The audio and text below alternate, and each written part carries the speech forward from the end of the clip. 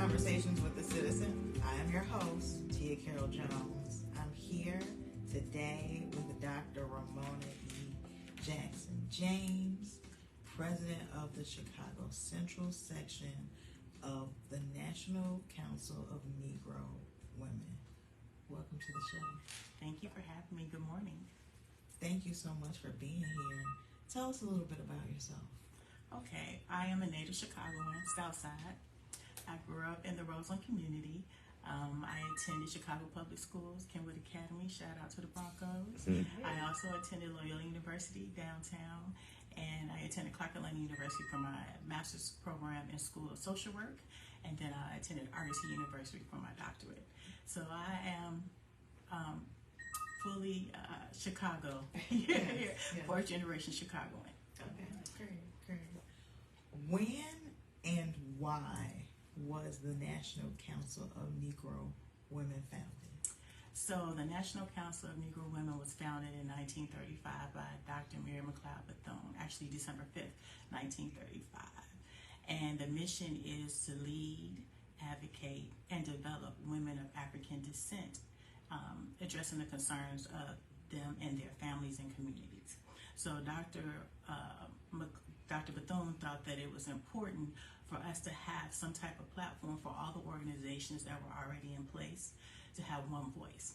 So Ncnw is an organization of organizations. And she thought that that was important for us to have this conversation to let leaders know what the African American community needed. There are about 240 sections of Ncnw, and we have about 35 affiliate organizations that are partnered with us. We reach about 4 million people, and we're an international organization. How many years has there been a Chicago Central section of the organization? So Chicago Central section was founded in 2010 by women who saw a need in Chicago. The concerns of our youth in our communities and the other issues that were impacting the city of Chicago. So they took the national initiatives and said, you know, well, we can apply these to our needs in Chicago. And so that's when the Chicago Central section was launched. And so we started promoting healthy lifestyles, training and preparing women and youth in career development, promoting community leadership, supporting economic development and our entrepreneurship, and our biggest thing was mentoring. And now we launched our scholarship programs. Why are organizations like the National Council of Negro Women so important for the Black community? So that's a really good question. We've been around for a very long time. And I think that sometimes because an organization has been around for a long time, people think that we're insignificant. But we've proven with our track record how significant that we are. And so the women that participate in the organization are genuinely concerned about what's going on in the city of Chicago and wherever they're located, wherever the sections are. And so that's why these organizations are important, because people genuinely care. So they bring their resources, their talents, their skills, their networks to the National Council of Negro Women in their sections or in their affiliate organizations to come and to support and help whatever's going on in the community and address our needs. So I think that it's really important that we look to these organizations and see how we can support and be an advocate for them as they continue their work in the communities. Who are some of the people who have been members of this organization throughout the years? I know you said that Dr. McLeod-Bethune was the founder. She was the founder, right? So then we had Dr. Dorothy Irene Height, Dr. Janetta Cole, Dr. Thelma Daly, and currently Reverend Siobhan Arlene Bailey is our president and CEO. And locally, in our section, we have over 100 women. So I'm proud to say that, and they have various backgrounds, experiences, and skills, and they're genuinely, again, concerned about the community. And so it's just great to be among a group of women that are like-minded. And, you know, because we always see on television that we don't get along, but in our organizations we do, and we support each other and we support our community. What kinds of programs and events does the organization host throughout the year? Our signature event is our annual Brunch of Honor, which we host every April. And we just had our last one, our 7th one, in April. It was well attended. We had over 500 people in attendance. And we honored women in the areas of education, higher ed, and then in elementary and high school. We also recognize business and entrepreneurs and community service. And then we also recognize a change maker, which is a young lady under the age of 18. We also host an annual health and wellness fair. This year we partner with Blue Door and Top Ladies of Distinction Will County Black Diamond Chapter. We also focus on immunizations. That's something that we're going to be focusing on this year. Immunizations, and then the concerns that the African American community has about immunizations. So we're going to focus on actually making sure that people are immunized, but then also talk to people about their concerns about immunizations.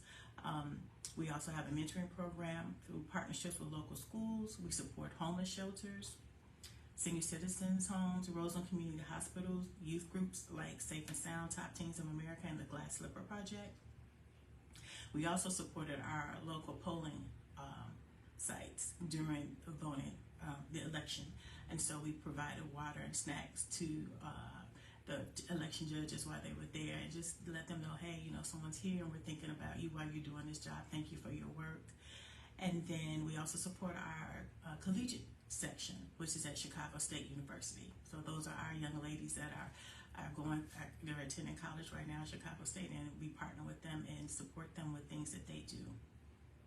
And then again, most recently, we launched our scholarship, the National Council of Negro Women Chicago Central Section Scholarship, and our Gertrude Jones Memorial Scholarship. That is for a participant. She wasn't actually a participant, honorary member that supported us that recently transitioned, and her family wanted to recognize and honor her efforts and her support and love of education through National Council of Negro Women Chicago Central Section.